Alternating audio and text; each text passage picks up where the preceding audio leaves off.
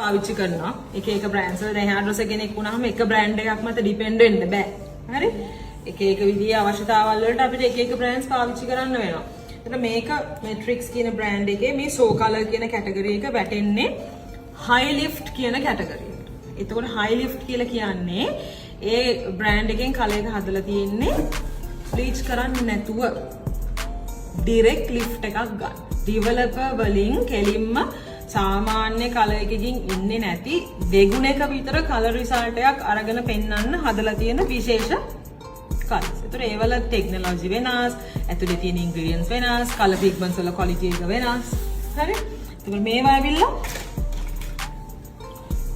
මේක ළඟේ තව කලර්ස් තියෙනවා. මෙන්න මේ වගේ ඒවා ගත්තොත් එහෙම මේවා සාමාන්‍ය කලර්ස්. මේවා හයි ලිෆ්ට් නෙමෙයි නෝමල් කලර්ස්. එතකොට මේ වලින් කලර් chart එකේ පෙන්නලා තියෙන එක්සැක්ට් රිසල්ට් එකම ගන්න ඕනේ නම් අනිවාර්යෙන් ප්‍රීලයිට් කරන්නම ඕනේ. එහෙම නොකර ගන්නවා නම් කලර් chart එකේ පෙන්නනවට වඩා අඩු අපි කතා කරේ අර levels 4ක් තමයි උපරිමේ ලිෆ්ට් කරලා දෙන්නේ කියලා. එතකොට ඒ ලිෆ්ට් එක තමයි අපිට එන්නේ සාමාන්‍ය මට්ටමේ රිසල්ට් එක.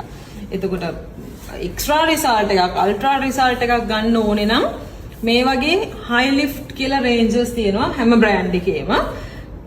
බ්ලීච් නැතුව direct developer එකෙන් lift කරනවා. සාමාන්‍යයෙන් කියන්නේ maximum result එකක් ගන්න අනිවාර්යෙන් 12% වලින්ම තමයි යන්න ඕනේ. බ්ලීච් උත් නැතුව යනවා නම් 12%.